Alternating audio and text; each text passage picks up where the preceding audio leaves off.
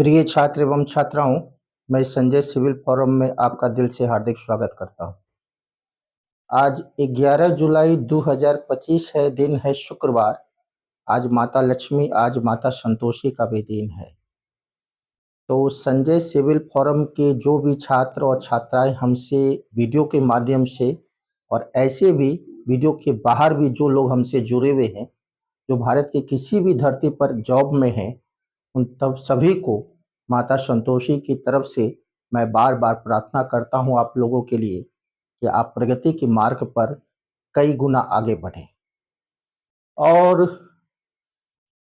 इसके अलावा आपकी जो अभी तैयारी सतत अभी जारी है, बहुत सारे बच्चे अभी रिजल्ट का इंतजार कर रहे हैं, बहुत सारी मेगा बहाली आई है। आप जो लगे हुए हैं उसके लिए भी मैं बराबर आप लोगों के लिए भगवान से प्रार्थना करता हूं कि आपको भगवान जल्द कामयाब करे। और इसी के साथ मैं आज माता के दिन, माता संतोषी के दिन अपनी वीडियो को प्रस्तुत करने जा रहा हूं। निरंतर आप वीडियो से परिचित हैं ही। मैं मॉडर्न हिस्ट्री को पढ़ाने के बाद प्राचीन भारत के इतिहास को लेकर आया था और प्राचीन भारत के इतिहास की जो 3 खंड है, उस 2 खंड को मैं प्री हिस्ट्री और प्रोटो हिस्ट्री को पढ़ा चुका हूं। आप वीडियो को देखे भी होंगे। इसके बाद जो है मैं हिस्टोरिकल हिस्ट्री लेकर आया था। हिस्टोरिकल हिस्ट्री में मैं मौर्य पीरियड को समाप्त करने के बाद मौर्योत्तर काल को भी समाप्त किया था। अब इतिहास में, प्राचीन भारत के इतिहास में जो सबसे प्रसिद्ध वंश है गुप्त वंश को मैं लेकर शुरू हुआ था। तो गुप्त वंश की जो जानकारी है, गुप्त वंश चूंकि बहुत बड़ी है, गुप्त वंश की प्रशासन, गुप्त वंश की सामाजिक स्थिति, आर्थिक स्थिति, राजनीतिक स्थिति, कला और संस्कृति, भारत में स्थापत्य कला का आधारशिला गुप्त वंश के द्वारा ही रखा गया। भारत में कई मंदिर बने, कई देवी देवता की पूजा होने लगी। दुर्गा काली, दुर्गा, माँ काली, माँ सरस्वती, माँ लक्ष्मी, गणेश, कार्तिक की सभी की पूजा मंदिर में होने लगी गुप्ता काल। तो इतनी महान वंश कोई छोटा मोटा है ही नहीं। तो मैं बुरी, यह जो गुप्ता वंश है उसकी स्रोत को मैं पूर्व के वीडियो में बताया था। और गुप्त वंश के कई प्रतापी राजा भी हुए, महान राजा हुए, उसका पूरा मैं क्रम लिखा था। फिर से सुनिएगा, मैं फिर शुरू कर रहा हूं। तो गुप्त वंश है ना, तो मैं बताया था कि गुप्त वंश का पहला राजा है श्रीगुप्त और ये संस्थापक हैं 240 से 280 ईस्वी, है ना। फिर दूसरा है घटोत्कच और वो घटोत्कच है 280 से 319 ईस्वी। और इसका तीसरा राजा है चंद्रगुप्त प्रथम और वो 319 से लेकर 335 ईस्वी हैं। और इसके लड़के हैं प्रतापी राजा समुद्रगुप्त, है ना। तो 335 से लेकर 375 ईस्वी है समुद्रगुप्त। इसके बाद है रामगुप्त, है ना। तो 375 से 380 है ईस्वी है रामगुप्त। इसके बाद है चंद्रगुप्त द्वितीय या इसे विक्रमादित्य कहा जाता है ना। तो विक्रमादित्य 380 से लेकर 415 ईस्वी है। इसके बाद है कुमारगुप्त और कुमारगुप्त जो है 415 से लेकर 454 ईस्वी है। इसके बाद अंतिम प्रतापी राजा है स्कंदगुप्त, है ना, 454 से लेकर 467 ईस्वी। तो फिर फ्रेंड्स ध्यान दीजिए, गुप्त वंश के प्रथम राजा हैं श्रीगुप्त 240 से 280 ईस्वी। इसके बाद इसके लड़के घटोत्कच हैं 280 से 319 ईस्वी। इसके बाद है चंद्रगुप्त प्रथम 319 से 335। इसके बाद है समुद्रगुप्त चौथा राजा और वो 335 से 375 ईस्वी हैं। इसके बाद 375 से 380 रामगुप्त है और 380 से 415 चंद्रगुप्त द्वितीय या विक्रमादित्य हैं। इसके बाद 415 से 454 कुमारगुप्त हैं और 454 से 468 स्कंदगुप्त। तो ये गुप्त वंश के प्रतापी राजा।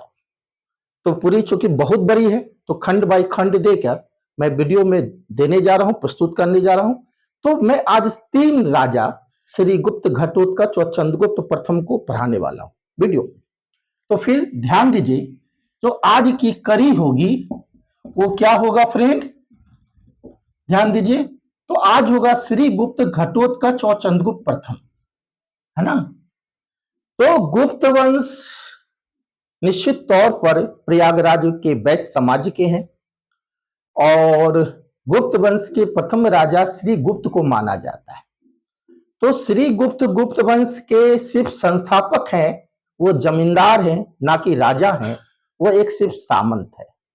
तो वह एक राजा न होकर सिर्फ एक सामंत है, जमींदार है। निश्चित तौर पर श्री गुप्त इसका टाइटल है और इसी टाइटल के आधार पर इसका नाम गुप्ता वंश पड़ा ना। तो श्री गुप्त सिर्फ संस्थापक हैं, सामंत है, जमींदार है, राजा नहीं है। यह सिर्फ अपने आप को महाराज कह रहे हैं, महाराजा धीराज नहीं कर रहे हैं। जो स्वतंत्र राजा होते हैं वो महाराजा धीराज अपनी टाइटल को रखते हैं। तो गुप्त वंश के प्रथम राजा जो सामंत जमींदार हैं, सिर्फ जो है अपने आप को सिर्फ महाराज कह रहे हैं, वो श्री गुप्त है ना। तो 240 से 280 श्री गुप्त हैं और 280 से 319 घटोत्कच है। यह भी अपने आप को सामंत कह रहे हैं, महाराज कह रहे हैं। तो यह दोनों से सामंत हैं, जमींदार हैं। लेकिन गुप्त वंश के जो प्रतापी राजा हुए, जो महान राजा हुए, जिन्होंने पहली बार महाराज धीराज की उपाधि धारण की, वो चंद्रगुप्त प्रथम की उपलब्धियां बहुत है। तो मैं कह सकता हूं कि चंद्रगुप्त प्रथम से ही वास्तविक श्री गणेश के आगाज आगे चंद्रगुप्त प्रथम ने ही किया और चंद्रगुप्त प्रथम ही इसके वास्तविक संस्थापक हैं।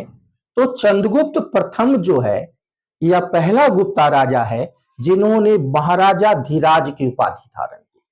महाराजा धीराज का मतलब होता है जो स्वतंत्र शासक हो, जिसकी प्रभाव हर जगह हो, अपने क्षेत्रों में हो, उसको महाराजा धीराज कहा जाता है। तो निश्चित तौर पर चंद्रगुप्त प्रथम राजा हुए और शक्तिशाली राजा हुए और साम्राज्यवादी राजा हुए। तो वह उसका प्रथम नाम है चंद्रगुप्त प्रथम, जिन्होंने महाराजा धीराज की उपाधि धारण की।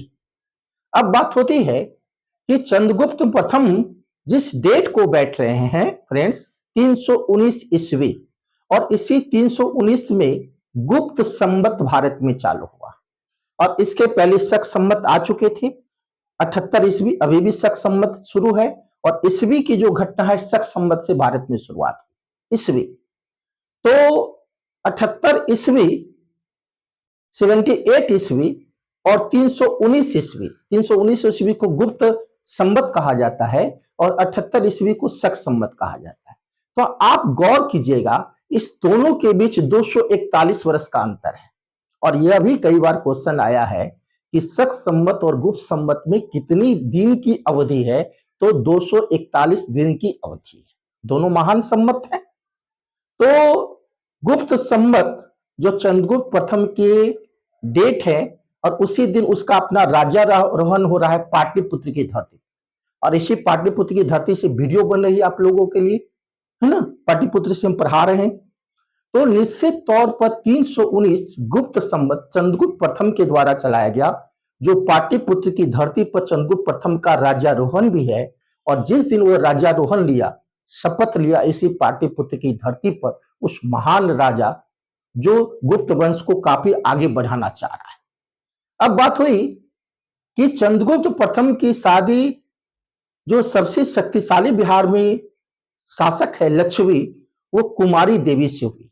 और जो लक्ष्मी के राजा है उसके कोई संतान नहीं, कुमारी देवी एकलौती बेटी थी, संतान थी, और यही कारण है कि उसकी शादी चंद्रगुप्त प्रथम से हुई।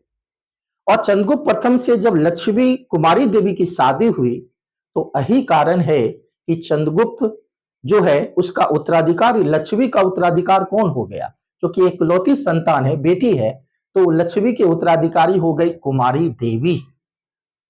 और यही कारण है जो लक्ष्मी वैशाली है, जिसे वैशाली कहा जाता है, जहां से विश्व का पहला गणराज्य भी शुरू हुआ था। और ये लक्ष्मी को अपना क्षेत्र बना लिए चंद्रगुप्त प्रथम, चूंकि पत्नी शासन कर रही है। और आप देख रहे हैं कि चंद्रगुप्त प्रथम जो है दक्षिण बिहार इसके शासक है, पश्चिम बंगाल, लेकिन अपनी साम्राज्य को फैलाते फैलाते वो वैशाली में भी शासन कर रहे हैं, है ना। इसके बाद वो साम्राज्य को फैलाते फैलाते प्रयागराज, इलाहाबाद और अयोध्या तक ले जाते हैं। तो चंद्रगुप्त निश्चित निश्चित तौर पर अपने साम्राज्य को बहुत दूर तक फैला दिया और काफी प्रतापी राजा है। और इसकी पत्नी भी काफी प्रतापी है, कुमारी देवी, जो लक्ष्मी में उत्तराधिकारी बनी अपनी शासन का। और चंद्रगुप्त प्रथम और कुमारी देवी दोनों मिलकर जो है लक्ष्मी यानी जो वैशाली उस पर शासन की, लेकिन राजधानी है पाटलिपुत्र, शासन वैशाली भी हो रहा है। और इसकी साम्राज्य जो है इलाहाबाद से लेकर अयोध्या तक फैली। अब बात होती है कि यह जो चंद्रगुप्त प्रथम है, इसकी पत्नी मां दुर्गा की काफी बड़ी भक्त थी, यानी मां दुर्गा का आराध्य भक्त थी कुमारी देवी। और यही कारण है कि चंद्रगुप्त प्रथम ने गुप्त वंश में पहली बार सोने के सिक्के जारी किए। तो एक बगल जो है उसका चित्र है कुमारी देवी का, और उस कुमारी देवी के बगल में एक चित्र है मां दुर्गा का जो सिंह पर सवार है, इसलिए उसको सिंहवासिनी भी कहा गया।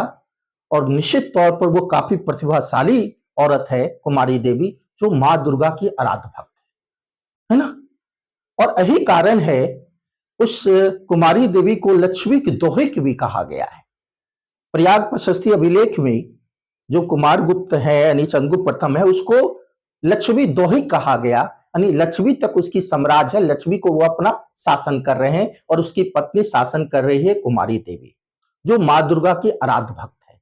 तो यह गुप्त संवत चालू किए, अपनी साम्राज्य को फैलाते फैलाते वैशाली में है। बिहार में मगध के बाद शक्तिशाली शासक वैशाली है, जहां उस पर उसकी प्रभाव है, वो वहां पर क्षेत्र पर शासन कर रहे हैं चंद्रगुप्त प्रथम। इसके बाद अपने शासन को प्रयागराज लेते हुए अयोध्या तक ले गए ये महान शासक। और ये महाराजा धीराज हैं जिन्होंने गुप्त संवत को जारी किया। तो मैं निश्चित तौर पर कह सकता हूं ये सोने के सिक्के जारी की पहली बार। और इसके बगल में इसकी पत्नी जो है कुमारी देवी श्रीवासिनी देवी है, मां दुर्गा की आराध्य भक्त है।